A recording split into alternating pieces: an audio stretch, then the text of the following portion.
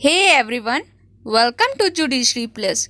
आप सबके लिए एक बड़ी गुड न्यूज़ आ चुकी है। मैंने आपने प्रीवियस वीडियो में आपको बताया था, जो अपकमिंग जुडिशरी एग्ज़ाम 2022 की वीडियो मैंने बनाई है, तो उसमें मैंने आपके साथ डिस्कस किया था कि कौन कौन सी स्टेट है जिसकी वैकेंसी आने वाली है, फर्स्ट हाफ ऑफ 2022 में आने वाली है।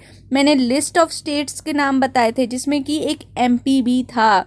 और ये देखिए, दिसंबर 2021 में ही the high court of Madhya Pradesh ने नोटिफिकेशन जारी कर दिया है एमपी सीजे के लिए, मध्य प्रदेश सिविल जज के लिए। तो गुड न्यूज़ आपके लिए आ चुकी है ऑलरेडी। और आप देखिएगा, इसके साथ साथ वो सारे स्टेट की नोटिफिकेशन आएगी जिस स्टेट्स का मैंने डिस्कस उस वीडियो में किया था। आपने अब तक वो वीडियो नहीं देखा है तो जाके जल्दी से देख लीजिए। और अगर उनमें से कोई भी अगर आपका स्टेट टारगेटिंग स्टेट है तो जस्ट गो फॉर इट। बिल्कुल भी वेट नहीं कीजिए नोटिफिकेशन आने का। और एमपीसीजे के जो भी बच्चे टारगेट कर रहे हैं वो तो लग जाइए, क्योंकि आपके लिए नोटिफिकेशन आ गया है। देखिए, इन्होंने मेंस का रिजल्ट भी नहीं निकाला है और नया नोटिफिकेशन आपके सामने आ चुका है। ये जो नोटिफिकेशन है वो आज ही जारी हुई है, देख सकते हैं आप। डेट 21/12/2021 यानी कि 21 दिसंबर 2021 को ही आ गया है। ये 2022 का भी वेट नहीं किया है इन्होंने। देख लीजिए, एमपी हर साल निकालता है अपना नोटिफिकेशन। लास्ट ईयर डिले हुआ था बिकॉज ऑफ कोविड-19, लेकिन अब बिल्कुल भी डिले नहीं होने वाला है, दिखा दिया है एमपी ने और नोटिफिकेशन आ गया है हमारा। ठीक है, तो चलिए हम देख लेंगे। आज के वीडियो में हम यही देखेंगे कि इस नोटिफिकेशन में इम्पॉर्टेंट चीज़ क्या है जो हमें जाननी चाहिए। मैं वैसी चीज़ें बस डिस्कस करूंगी जो हमें पता होनी चाहिए इस नोटिफिकेशन के लिए, जो हमारे लिए एसेंशियल चीज़ें हैं।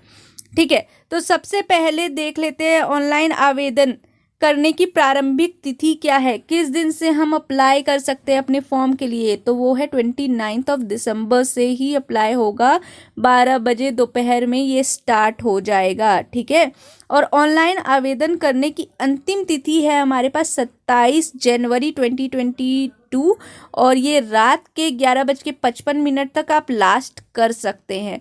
ठीक है, तो डेट आपको ध्यान में रखना है, ये सबसे इंपॉर्टेंट चीज़ होती है, क्योंकि अगर ये ध्यान में नहीं रखोगे तो आप मिस कर सकते हो, और ये बिल्कुल भी नहीं होना चाहिए। गोल्डन अपॉर्चुनिटी है आपके लिए। 29 दिसंबर से स्टार्ट होगा, तो जल्दी ही भर देना। लास्ट डेट का बिल्कुल भी इंतज़ार मत करना, 27 जनवरी है लास्ट डेट। ठीक है, अब हम दूसरी इंपॉर्टेंट चीज़ जो है इस नोटिफिकेशन में, वहाँ जाके देख लेते हैं। तो ये देखिए, ये आ गया है हमारे पास टोटल नंबर ऑफ सीट्स, कितनी वैकेंसी आई है इस बार। 123 सीट्स के लिए ये वैकेंसी जो है एमपीसीजे ने नोटिफाई किया है। कितनी सीट्स है टोटल? 123, जिसमें जनरल कैटेगरी के लिए आपके पास 62 है, और अनुसूचित जाति जो हैं उनके लिए हमारे पास 19 सीट है। अनुसूचित जनजाति एसटी के लिए भी 25 सीट है, और अन्य पिछड़ा वर्ग यानी कि ओबीसी के लिए 17 सीट्स हैं। इन्होंने ईडब्ल्यूएस के बारे में कुछ नहीं बताया है। बहुत सारी स्टेट में वैकेंसी इसलिए भी पेंडिंग है क्योंकि ईडब्ल्यूएस का अभी मैटर चल रहा है। उसका जैसे ही क्लियर होगा ये वैकेंसी डालेंगे। इन्होंने एमपी में नहीं डाला है, इसलिए इन्होंने वैकेंसी रिलीज कर दी है। देखिएगा, जनरल की 62 है, अनुसूचित जाति 119 है, SC ST and OBC 19, 25 and 17। ये हो गया हमारा सीट्स की बात। ठीक है, अब चलते हैं हम अगला जो इम्पोर्टेंट सेक्शन है इस नोटिफिकेशन का, हम वहाँ चलते हैं। ठीक है, अब एज फैक्टर देख लीजिएगा। आयु सीमा जो है आपकी 1 जनवरी 2021 को, 2021 है, ध्यान रखिएगा, 2022 के बारे में बात नहीं कर रहा है। 2021 में आपकी जो है 21 साल के आप हो जाने चाहिए, और 35 साल से ज़्यादा नहीं होनी चाहिए। वैकेंसी जो है आपकी 21 की है, 22 की नहीं है। पेंडिंग वैकेंसी चल रही है। लास्ट जो आपका हुआ है एग्ज़ाम, ये 2021 में हुआ है, बट वो वैकेंसी जो थी हमारी 2019 की थी। अब इन्होंने 21 की वैकेंसी लाई है, इसलिए जनवरी 21 का जो है इनका मिनिमम क्राइटेरिया वही रखा है 21 साल, और मैक्सिमम क्राइटेरिया जो है 35 साल। ये हमारी हो गई एज लिमिट। ठीक है, फिर हम चलते हैं जो नेक्स्ट इम्पॉर्टेंट सेक्शन है इस नोटिफिकेशन का, वहाँ हम चलते हैं। ये देख लीजिए, जो आरक्षित वर्ग हैं उनको छूट भी मिली है। तो देख लीजिए, उच्च आयु सीमा में अधिकतम 3 वर्ष की रियायत होगी आरक्षित वर्ग के लिए, और 21 से लेके 38 वर्ष तक के लोग जो है बैठ सकते हैं आरक्षित वर्ग में। याद रखिएगा, यहाँ देख लीजिए, मैं सारी इंपॉर्टेंट चीज़ें बस डिस्कस कर रही हूँ इस नोटिफिकेशन में, ठीक है, जो आपको पता होना चाहिए। ये देखिए यहाँ पे जो है हमारा डिस्कस कर रहा है फॉर्म जो हम फिल करेंगे उसका क्या राशि होगा, शुल्क क्या होगा फॉर्म का। तो अनारक्षित जो कैटेगरी के लोग हैं, जनरल कैटेगरी के जो लोग हैं उनके लिए है, जनरल कैटेगरी के लिए कितना है 1047.82 रुपीज़, ठीक है। ये टोटल फीस है जो आपको भरनी पड़ेगी इस एग्ज़ाम के फॉर्म भरने के साथ साथ।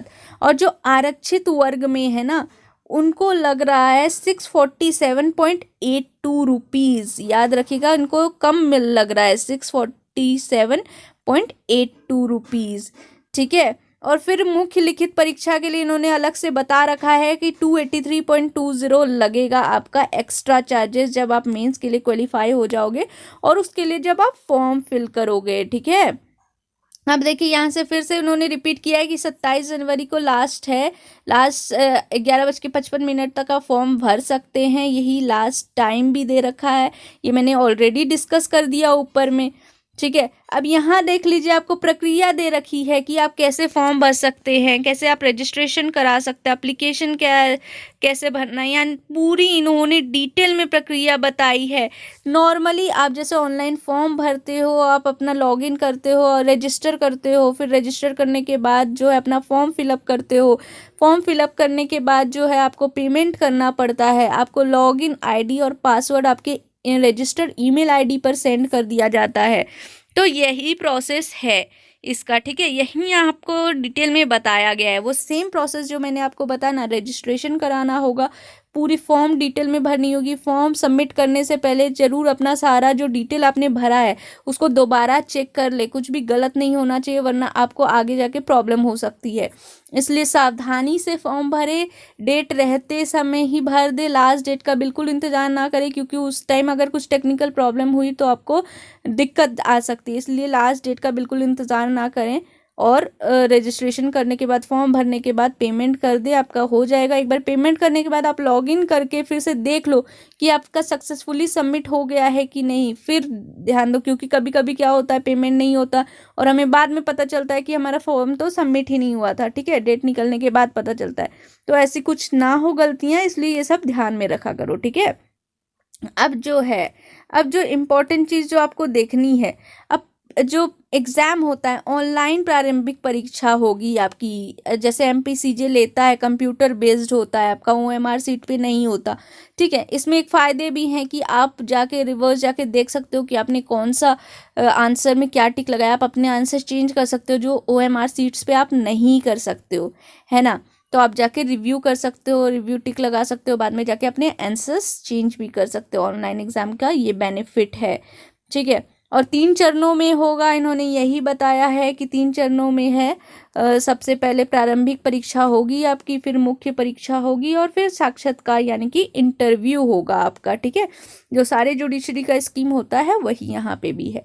अब जो है यहाँ जो प्रारंभिक परीक्षा यानी कि प्रिलिमिनरी एग्जामिनेशन आपका होगा, ये टोटल होगा 150 मार्क्स का, ठीक है। और ये एक स्क्रीनिंग टेस्ट है आपका, ठीक है। ये आपको बस क्वालिफाई करना होता है ताकि आप मुख्य परीक्षा यानी कि मेंस एग्जामिनेशन में बैठ सको। और मेंस एग्ज़ाम और इंटरव्यू एग्ज़ाम्स के मार्क्स ही आपको जज बनाते हैं, वही डिसाइड करता है कि आप जज बनने वाले हो कि नहीं। और ये जो है प्रारंभिक परीक्षा बस स्क्रीनिंग होता है, ठीक है। और ये जो ऑनलाइन प्रारंभिक परीक्षा का दिनांक और समय व केंद्र जो है ना, ये इन्होंने अभी डिक्लेयर नहीं किया है, यानी कि ये बाद में बताने वाले हैं कि कब होगा, दिनांक क्या होगा, परीक्षा का डेट क्या होगा, आपका एग्जामिनेशन का डेट क्या होगा, ये बाद में बताएंगे। जनरली एमपीसीजे जब अपना नोटिफिकेशन निकालती है तो उसके साथ ही अपना प्रिलिमिनरी एग्जाम का डेट भी दे देती है, लेकिन लास्ट ईयर से इन्होंने ये चेंज किया है कि ड्यू टू कोविड-19 इन्होंने लास्ट ईयर भी अपना डेट नहीं बताया था और बाद में इन्होंने डिस्क्लोज किया था। वैसे इस साल भी इन्होंने डेट नहीं बताया, ये बाद में बताएंगे, सूचित करेंगे बाद में कि डेट आपका क्या होने वाला है। फिर आते हैं कि सेंटर कहाँ होगा, परीक्षा केंद्र कहाँ होगा आपका। जबलपुर होगा, भोपाल होगा, इंदौर होगा, ग्वालियर होगा, सागर, सतना, उज्जैन और अन्य राज्यों के चयनित जिले भी होंगे। यानी कि एमपी के ये जो शहर है इसके एडिशन में अन्य राज्यों के चयनित जिले भी होंगे। यानी कि आप जो है ना दूसरे शहर में भी दे सकते हो, जैसे लास्ट ईयर इन्होंने किया था कोविड के कारण, वैसे ही इस साल भी ये करने वाले हैं। अलग अलग जगह सेंटर आपको मिलेगा, आप अपने शहर में भर सकते हो, एग्ज़ाम दे सकते हो। ठीक है, ये अच्छा किया है एमपीसीजे ने। प्रवेश पत्र देख लीजिए, प्रवेश पत्र यानी कि एडमिट कार्ड जो है वो इस वेबसाइट पे जारी किया जाएगा जो यहाँ पे लिखा हुआ है www.mpHC.gov.in। और ये लगभग 7 दिन पहले, प्रिलिमिनरी एग्जाम के 7 दिन पहले ये जो है आपका प्रवेश पत्र यानी कि एडमिट कार्ड निकाल दिया जाएगा। ठीक है, ये भी इम्पोर्टेंट चीज़ है क्योंकि आपको एग्ज़ाम से पहले एडमिट कार्ड लेके जाना पड़ता है। अब यहाँ देखिए जो सबसे इम्पोर्टेंट चीज़ है कि सिलेबस क्या है। सिलेबस मैं एक आपके लिए अलग वीडियो बना दूंगी जिसमें मैं डिटेल में डिस्कस कर दूंगी कि तीनों लेवल की यानी कि प्रिलिमिनरी, मेंस एंड इंटरव्यू का क्या सिलेबस है और उसको हमें कैसे आगे बढ़ना है और कैसे चलना है ताकि हमारा एग्ज़ाम का अच्छा प्रिपरेशन हो जाए। तो एक बार यहाँ पे भी देख लीजिए आप।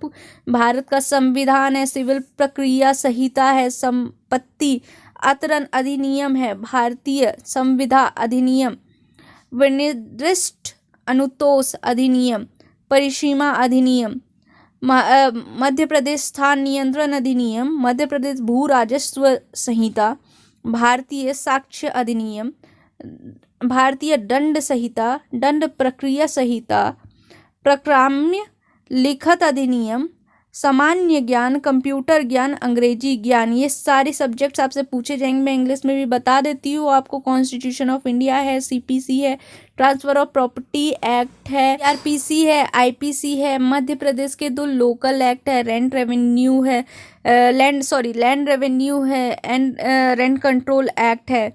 ठीक है, फिर आपके पास कंप्यूटर है, इंग्लिश है, जीके भी पूछा जाता है यहाँ पे 10 मार्क्स का।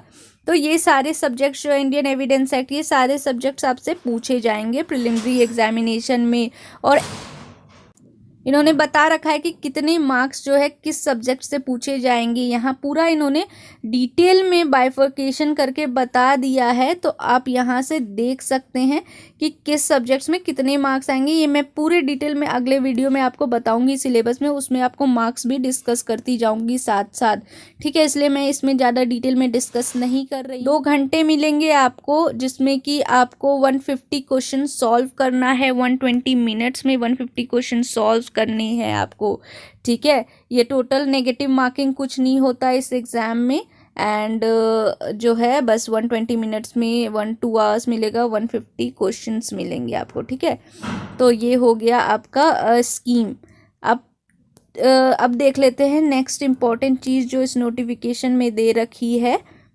परीक्षा होने के बाद आपकी मॉडल आंसर की रिलीज़ की जाएगी, उसके बाद उस पर ऑब्जेक्शंस लिए जाएंगे एंड देन वो फाइनल आंसर सीट जो है, फाइनल मॉडल आंसर की जो है रिलीज़ कर देंगे। एंड जो टोटल जो सीट्स है उसका 10 गुना ये प्रिलिमिनरी एग्जाम्स में सेलेक्ट करेंगे बच्चे। 10 गुना बच्चों का सिलेक्शन होगा। ठीक है, तो यहाँ देख लीजिए 10 गुना यानी कि सीट्स जो है 123 है, तो 1230 टोटल बच्चों का सिलेक्शन होगा प्रिलिमिनरी एग्जामिनेशन में। फिर जो है उसके आगे ये इतने बच्चे जो हैं ये मेंस में जाएंगे। ठीक है, कैटेगरी वाइज होगा, कैटेगरी वाइज इंटू आप 10 कर लीजिए तो आपको समझ में आ जाएगा कि किस कैटेगरी से कितने बच्चों को लिया जाएगा। ठीक है, और न्यूनतम 60% अंक लाना जरूरी है अनारक्षित जाति को, यानी कि 60% जो है मिनिमम पासिंग क्राइटेरिया है जनरल कैटेगरी के, यानी जनरल कैटेगरी के लिए। एंड जो 55% मिनिमम लाना चाहिए आपको रिजर्व कैटेगरी के लोगों के लिए। ठीक है, यानी कि जनरल कैटेगरी के लिए मिनिमम 60% लाना अनिवार्य है और रिजर्व कैटेगरी के लिए मिनिमम 55%। इसका मतलब ये नहीं है कि अगर मिनिमम आपने 55% ले आया, मिनिमम 60% ले आया तो आप मेंस में बैठेंगे। वो डिसाइड करता है कि कट ऑफ कितना होने वाला है। ठीक है, ये है मिनिमम कि आप अगर इतना तो लाना ही है आपको, इससे कम में आपका सिलेक्शन किसी भी सूरत में नहीं होगा। लेकिन कट ऑफ पे डिपेंड करता है कि आप मेंस लिखने वाले हैं या नहीं लिखने वाले हैं। ठीक है, ये हो गया हमारा मिनिमम रिक्वायर्ड मार्क्स जो होता है वो हो गया। ठीक है, अब यहाँ आवश्यक सूचना दे रखी है जो आपके एडमिट कार्ड में भी होगा कि समय से पहले आधे घंटे पहले जाना है, कोविड-19 के नियम का पालन करना है, ये सारी चीज़ें यहाँ पे दे रखी है। अब यहाँ मुख्य परीक्षा के बारे में बताया जा रहा है कि जो 400 अंकों का होगा। फिर मैं इसमें डिटेल में नहीं जाऊँगी क्योंकि मैं डिटेल में इसके लिए अलग वीडियो आपके लिए बनाने वाली हूँ। ठीक है, इसमें हम नोटिफिकेशन के बारे में बात कर रहे हैं तो नोटिफिकेशन हम देख लेंगे। अब इसमें बता रहा है मुख्य परीक्षा जो है वो शिफ्ट्स में होगी, यानी कि first sittings and second sittings में होगी। ठीक है, अब मैं डिटेल में इसको बताऊंगी अपने नेक्स्ट वीडियो में कि क्या है, एंड इसके सिलेबस भी मैं वहीं डिस्कस करूंगी कि कैसे आने वाले हैं। ठीक है, तो अच्छे से उस वीडियो में मैं पूरे डिटेल में डिस्कस करूंगी मार्क्स के साथ, तो अब देख लीजिएगा। अब यहाँ ये बता रहे हैं कि मुख्य परीक्षा में जो सिलेक्शन होगा ना वो 3 गुना होगा। कि जैसे मैंने आपको बताया था कि प्रिलिमिनरी एग्जामिनेशन में 10 गुना सिलेक्शन होता है, यहाँ पे मेंस में जो है आपके टोटल 120 सीट्स है, 123 सीट्स है इंटू 3 इतना सिलेक्शन होगा आपके टोटल मेंस में। ये इतने बच्चे जो है ये इंटरव्यू में शामिल होंगे। ठीक है, अब हम देख लेते हैं इंटरव्यू का। इंटरव्यू जो है टोटल 50 मार्क्स के आपके होंगे, जिसमें कि 40% मार्क्स यानी कि मिनिमम 20% मार्क्स लाना अनिवार्य है। यानी कि फाइनल सिलेक्शन के लिए आपको 50 का 40% जो होता है यानी कि 20 मार्क्स लाना ज़रूरी है। अगर इससे कम आया तो आप यहीं रिजेक्ट हो जाएंगे और आपका फाइनल सिलेक्शन नहीं होगा। यानी कि 20 मार्क्स मिनिमम तो आपको लाने ही होंगे अंतिम चयन के लिए, फाइनल सिलेक्शन के लिए। और अगर 2 बच्चे का अंक बराबर होता है तो क्या होगा, अधिक अंक पाने वाले आवेदन की वरीयता की दी जाएगी। यानी कि जो आपने LLB किया है या BA LLB किया है या कोई भी 3 ईयर LLB या 5 ईयर LLB कोर्स किया है, जो भी किया है आपने, उसमें आप जिसके भी ज़्यादा मार्क्स होंगे, दोनों बच्चों जो 2 कैंडिडेट के इक्वल मार्क्स है उनमें से दोनों में जिसने ज़्यादा अपने लॉ स्कूल में या लॉ कॉलेज में लाया है उस बच्चे का फाइनल सिलेक्शन हो जाएगा।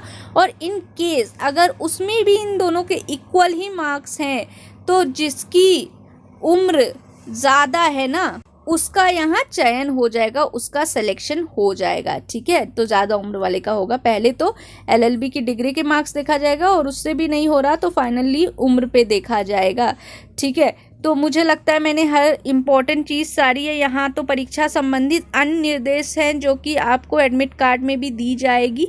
ठीक है, बाकी जो सिलेबस से रिलेटेड चीज़ें हैं वो मैं आपको अगले वीडियो में डिस्कस कर दूंगी, डिटेल में बता दूंगी सिलेबस क्या है। और यहाँ पे नोटिफिकेशन में हिंदी में दे रखा है, मैं आपको इंग्लिश में एक बार बता दूंगी कि पूरे सिलेबस क्या है, प्रीलिम्स में क्या आ रहे हैं, किस सब्जेक्ट से कितने मार्क्स आते हैं, मेंस के भी मैं सारे डिटेल बता दूंगी, इंटरव्यू के भी बता दूंगी। तो उस वीडियो को मिस नहीं करेगा, इस वीडियो के बाद वो वीडियो भी आएगा। एंड मैं कोशिश करूँगी कि मैं कल ही वो वीडियो भी डाल दूँ। एंड जल्दी से आप तैयारी स्टार्ट कर लीजिए, बिल्कुल भी डिले ना करिए। अब तो नोटिफिकेशन भी आ गया है, अब तो सब लग जाएंगे, तो जल्दी से तैयारी स्टार्ट कर दीजिए एंड क्रैक दिस।